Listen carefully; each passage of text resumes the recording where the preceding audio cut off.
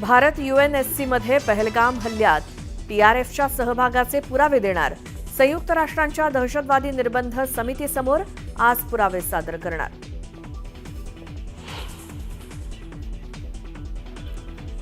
पाकिस्तानचा भारताच्या पायाशी लोटांगण. सिंधू करारावर भारताला पुनर्विचार करण्याची विनंती.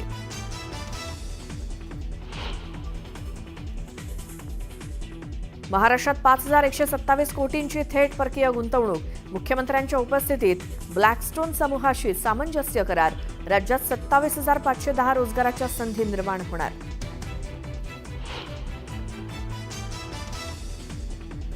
तीन राज्यांच्या सीमेवर माओवाद्यांविरोधातलं सर्वात मोठं ऑपरेशन. 1,72,00,000 बक्षीस असलेल्या 31 माओवाद्यांचा खात्मा. तर दंडकारण्यातील माओवाद्यांकडून शस्त्र टाकण्याची तयारी.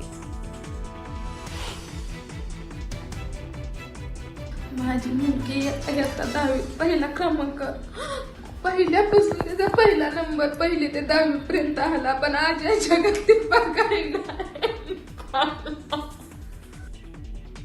लेक शाळेत पहिली आली, पण आज तीच जगात नाही. बारामतीत गावगुंडांच्या त्रासाला कंटाळून आत्महत्या केलेल्या अंकिता कडाळेच्या आईचा आक्रोश.